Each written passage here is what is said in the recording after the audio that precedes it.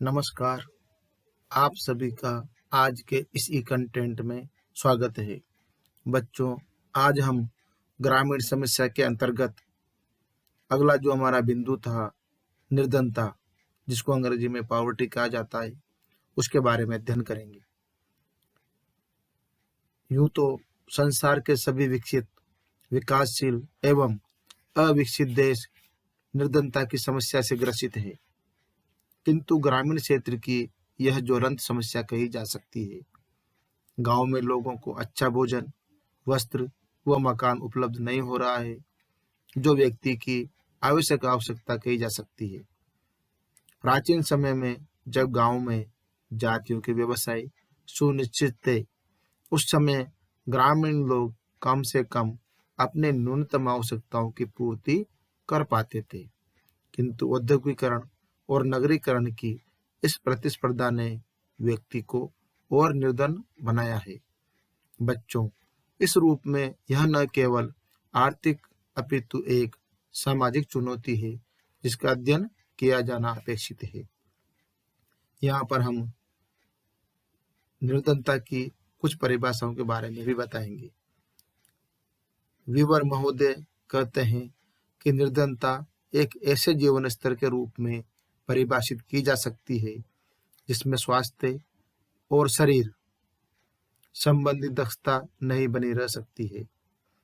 उसी प्रकार से गोडार्ड महोदय कहते हैं कि निर्धनता उन वस्तुओं की अपर्याप्त पूर्ति की वह दशा है जिनकी एक व्यक्ति को अपने तथा अपने आश्रितों के स्वास्थ्य एवं शक्ति को बनाए रखने के लिए आवश्यकता होती है।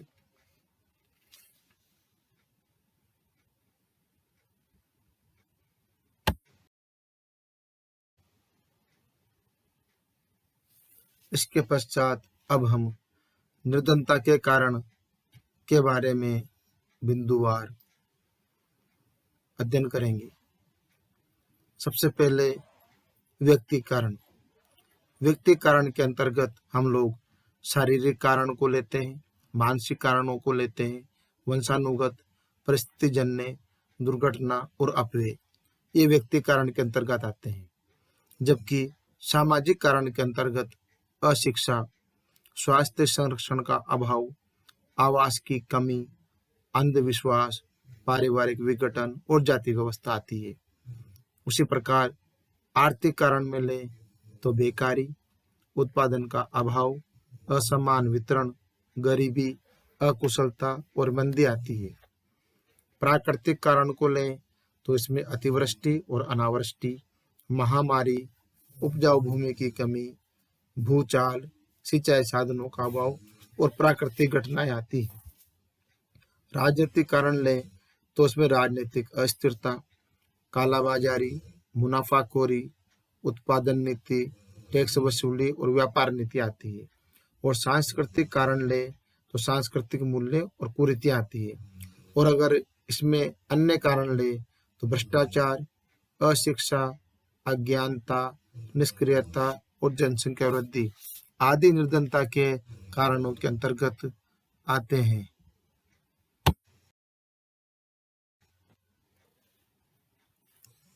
इसके पश्चात अब हम निर्धनता समाप्त करने के लिए सुझाव, इसके बारे में अध्ययन करेंगे।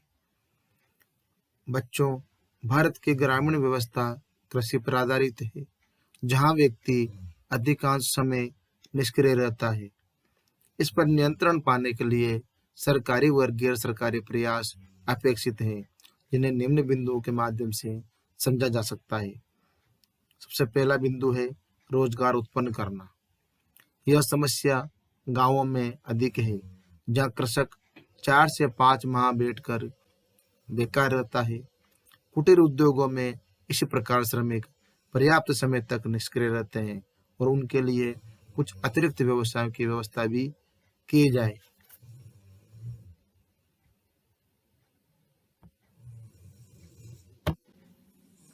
दूसरा बिंदु है कृषि व्यवस्था में सुधार। बच्चों, इसके अंतर्गत कृषि के नवीनतम साधनों का उपयोग बढ़ाया जाए, कृषि मजदूरों को न्यूनतम मजदूरी दी जाए, भूमि सुधार के नियम लागू किए जाएं तथा भूमिहीनों को कृषि योग्य भूमि वितरित की जाए। जॉन रसल ने कृषि सुधार के संबंध में अपने सुझाव देते हुए कहा है कि उत्तम फसल बोई जाए, पेड़ पौधों को नष्ट करने वाले रोगों व कीड़ों की रोकथाम की जाए, सिंचाई की सुविधाओं का विस्तार किया जाए, कृषि का मशीनीकरण किया जाए और मिश्रित फसलों की व्यवस्था की जाए। तीसरा बिंदु है तीव्र आर्थिक विकास। इसके अंतर्गत आर्थिक विकास की गति अति धीमी है, उसे तेज करने के प्रयास किए जाएं।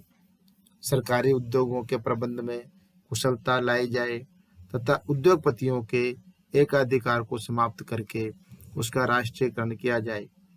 इससे निर्धनता में अवश्य कमी होगी, क्योंकि अनेक लोगों को रोजगार के अवसर प्राप्त होंगे। चौथा बिंदु है जनसंख्या वृद्धि पर नियंत्रण। तीव्र गति से बढ़ती जनसंख्या जो हमारी भावी योजनाओं को क्रियान्वित नहीं होने देती है, उस पर नियंत्रण रखा जाए, जिससे अधिक व्यक्तियों को उच्च शिक्षा व रोजगार मिल सके। इसके लिए परिवार नियोजन कार्यक्रम को अधिक महत्व दिया जाए। पांचवा बिंदु है काले धन की समाप्ति। अवैध भूमि को सरकार द्वारा अपने हाथ में लिया जाकर कठोर कानून बनाकर काले धन को समाप्त किया जाए। इसके लिए राजनेताओं को अपना व्यक्तिगत लाभ छोड़कर निष्ठा से कार्य करना होगा। इससे धन का वितरण समान होने की संभावना है, जिससे निर्धनता की समाप्ति हो सकेगी। छठा बिंदु है शिक्षा का प्रसार। ग्रामीण शिक्षा व्यवस्था में सुधार की अधिक अपेक्षा है। आज सामान्य शिक्षा के साथ साथ व्यवसाय उन्मुख शिक्षा की अति आवश्यकता है, जिससे बढ़ती हुई बेरोजगारी पर नियंत्रण किया जा सके। शिक्षा की योजना आर्थिक विकास से जुड़ी हुई है, इससे निर्धनता का निराकरण हो सकेगा।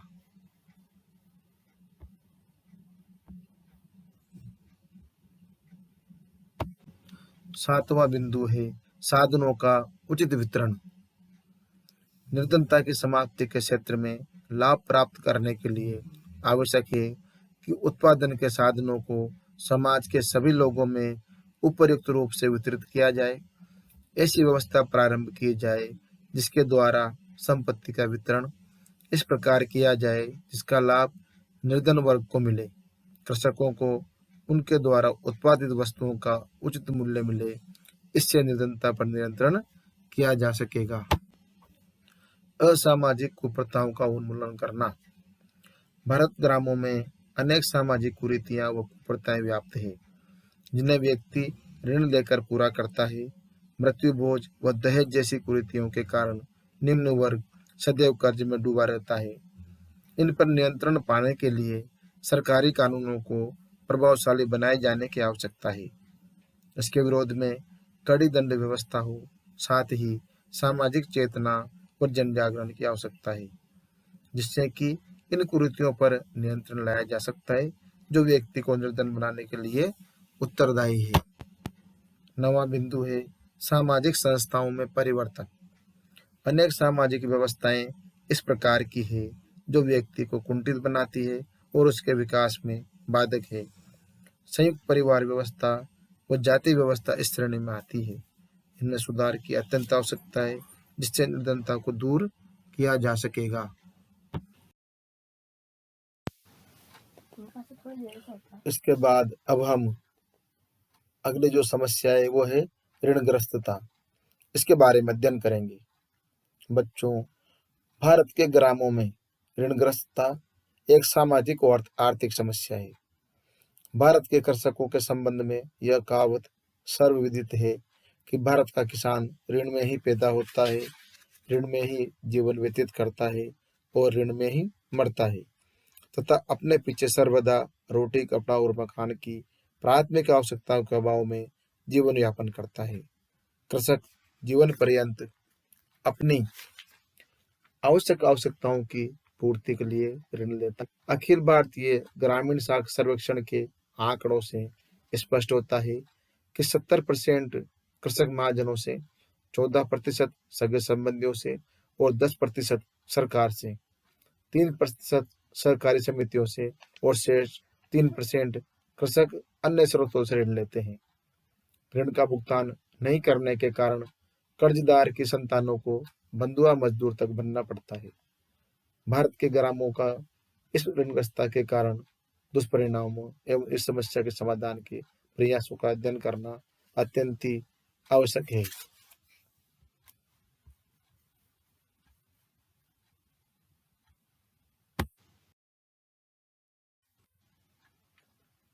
इसके पश्चात अब हम ऋणग्रस्तता के कारण इसके बारे में अध्ययन करेंगे। सबसे पहला बिंदु है कृषि की अनिश्चितता। अर्थशास्त्रियों आदि का कहना है कि भारतीय कृषि एवं बजट वर्षा की अनिश्चितता पर आधारित है। इसे वर्षा का जुआ भी कहते हैं। ग्रामीण भारतवासी अतिवृष्टि, अनावृष्टि, बाढ़, सूखा जैसे प्राकृतिक प्रकोपों तथा कीड़े मकोड़ों के कारण आशा के अनुरूप कृषि उपज प्राप्त नहीं कर पाते हैं। उनकी कठोर मेहनत, खाद, बीज आदि इन विपदाओं के कारण नष्ट हो जाती है। कभी कभी तो पशुओं के लिए चारा तक उपलब्ध नहीं होता है। कृषि की अनिश्चितता के कारण विजय प्राप्त करने के लिए अनेक योजनाएं चलाई गई, परंतु ग्रामीण की ऋणग्रस्तता के कारण इसे नियंत्रित नहीं किया जा सका है।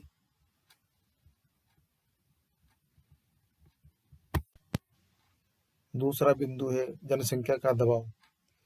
इसके अंतर्गत भारत में जनसंख्या विस्फोट होने के कारण दिन प्रतिदिन भूमि पर जनसंख्या का दबाव बढ़ता जा रहा है। प्रति व्यक्ति कृषि उत्पादन में कमी आती जा रही है। ग्रामों में कृषि भूमि का वितरण बहुत असंतुलित हो गया है। अतः हम यह कह सकते हैं कि जनसंख्या का दबाव गरीबी का एक प्रमुख कारण है, जिससे गरीबी बढ़ी है, जिसने कृषक को प्राथमिक आवश्यकताओं की पूर्ति के लिए ऋण लेने के लिए बाध्य किया है। तीसरा बिंदु है जोतों का अवखंडन।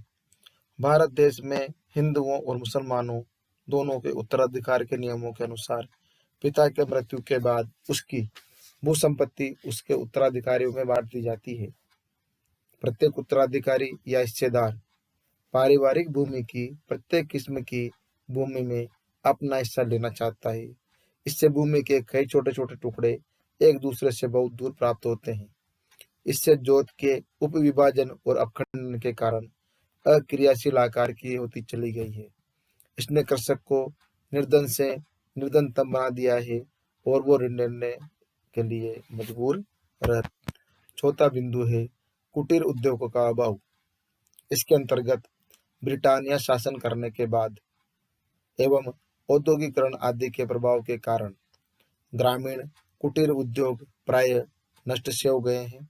कृषक कृषि करने के अतिरिक्त खाली समय में कुटीर व्यवसायों के द्वारा जीवन यापन करते थे, परंतु कुटीर उद्योगों के समाप्त होने के कारण उनका जीवन कष्टमय हो गया है तथा कृषि से अवकाश के बाद खाली रहता है और इससे वह निर्धन हो गया है और ऋण लेने के लिए भी बाध्य है। अगला बिंदु है कम आय। इसके अंतर्गत ग्रामवासियों की आय के स्रोत एवं आय बहुत कम है, जिसके द्वारा वो अपनी आवश्यकताओं को भी किसी भी प्रकार से पूर्ण नहीं कर पाते हैं। अगला बिंदु है अस्वास्थ्य। इसके अंतर्गत अधिकतर ग्रामवासी कुपोषण के शिकार होते हैं। वे अनेक बीमारियों से ग्रस्त एवं चिकित्सा सुविधाओं के अभाव के कारण शारीरिक श्रम ठीक से नहीं कर पाने के कारण निर्धनता का जीवन व्यतीत करते हैं। नेक्स्ट बिंदु है सामाजिक कुरीतियां। इसके अंतर्गत ग्रामवासी अनेक सामाजिक कुरीतियों जैसे विवाह, मृत्यु भोज, दहेज, त्योहार, जन्म संस्कार आदि के खर्चों के लिए कर्ज लेता है।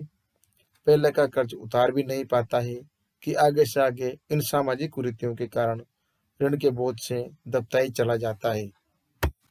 इसके बाद अगला बिंदु है अशिक्षा। इसके अंतर्गत अधिकतर ग्रामवासी निरक्षर हैं। साहूकार से लिए ऋण का वो हिसाब नहीं रख पाते हैं।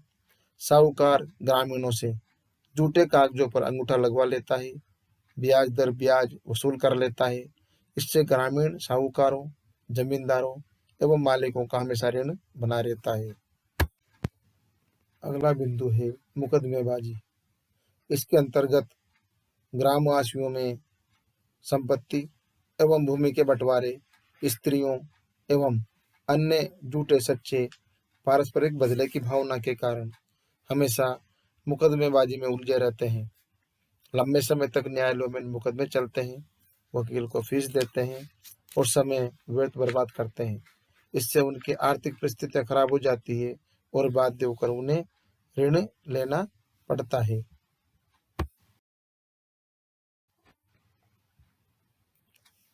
इसके पश्चात अब हम ऋणग्रस्तता निवारण के लिए कुछ सुझाव के बारे में आपको बताएंगे। वो इस प्रकार से हैं। सरकार द्वारा प्रस्तावित भूमि सुधार कार्यक्रमों को पूर्ण रूप से कार्यान्वित करके जमींदारों के भूमि संबंधी अधिकार समाप्त किए जाए। सभी बंधक पत्र, भू विक्रय पत्र रद्द किए जाए। दूसरा है, कृषि भूमि पर उसी का अधिकार होना चाहिए जो खेती करता है।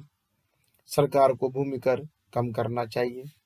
सरकार को साहूकारों को कृषकों की भूमि बेचने एवं रहन रखने के लिए अधिकार समाप्त करने चाहिए।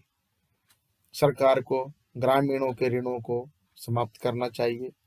साहूकारों के लिए सरकार द्वारा ब्याज की अधिकतम दर निश्चित करनी चाहिए और सरकार को ग्रामीणों को ऋण की सुविधा कम ब्याज पर लंबी अवधि के लिए सहकारी समितियों, बैंकों आदि संस्थाओं के माध्यम से उपलब्ध करवानी चाहिए।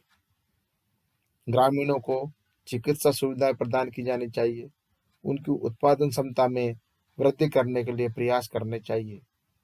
कृषि भूमि की चकबंदी करके छोटी छोटी जोतों का उपयुक्त आकार गठित करना चाहिए जिससे अधिक पैदावार की जा सके और सरकार को विभिन्न संगठनों, ग्राम पंचायत, पंचायत समिति, सहकारी समिति आदि के माध्यम से कृषकों को उन्नत पैदावार के बीज, रासायनिक खाद, कृषि के आधुनिक उपकरण सस्ते दामों एवं आसान किस्तों में उधार उपलब्ध करवाना चाहिए और कृषि के बाद अवकाश के समय ग्रामीणों के लिए विकल्प व्यवसायों की व्यवस्था करनी चाहिए। कुटीर उद्योगों को पुनर्जीवित करना चाहिए। इसके लिए उपयुक्त वैकल्पिक योजनाएं एवं कार्यक्रम चलाने जाने चाहिए। तो बच्चों, आज हमने इसके बारे में विस्तार से अध्ययन किया। धन्यवाद।